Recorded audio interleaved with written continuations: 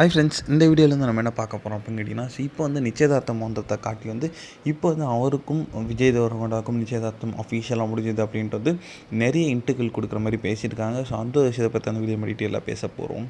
இப்போ வந்து நடிகை ராஷ்மிகா மற்றும் விஜய் தேவரகொண்டா திருமண நிச்சயதார்த்தம் சமீபத்தில் நடந்து முடிஞ்சிச்சு.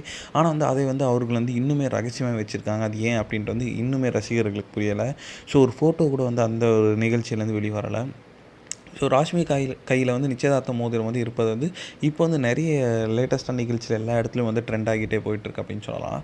சென்னையில் இப்போ வந்து லேட்டஸ்ட்டாக தெலுங்கு ஆக்டர் ஜெகபதி பாபு நடத்தும் ஒரு நிகழ்ச்சியில் வந்து நடிகை ராஷ்மிகா அவர்கள் வந்து இப்போ வந்து கெஸ்ட்டாக வந்து லேட்டஸ்ட்டாக வந்திருந்தாங்க. ஸோ அப்போ வந்து அவங்க கையில் இருக்க ரிங்கை பற்றி வந்து அவர் வந்து கேட்க, ஸோ அதுக்கு வந்து அவங்க வந்து சிரிச்சுக்கிட்டே வந்து அது வந்து ரொம்ப ரொம்ப இம்பார்ட்டண்டான ரிங்கு சார் அப்படின்ட்டு சொல்லி ஸோ ரொம்பவே ப்ளஷ் ஆனாங்க. ஸோ அதுலேயும் வந்து ரசிகர்கள் எல்லாருக்குமே தெரிஞ்சது அது வந்து ஸோ நிச்சயதார்த்த மோதிரம் அப்படின்ட்டு. ஸோ அதனாலே வந்து அவங்க ஃபேன்ஸ் வந்து ரொம்ப ரொம்ப குஷியாகவே இருக்காங்க அப்படின்னு கண்டிப்பாக சொல்லி ஆகணும்.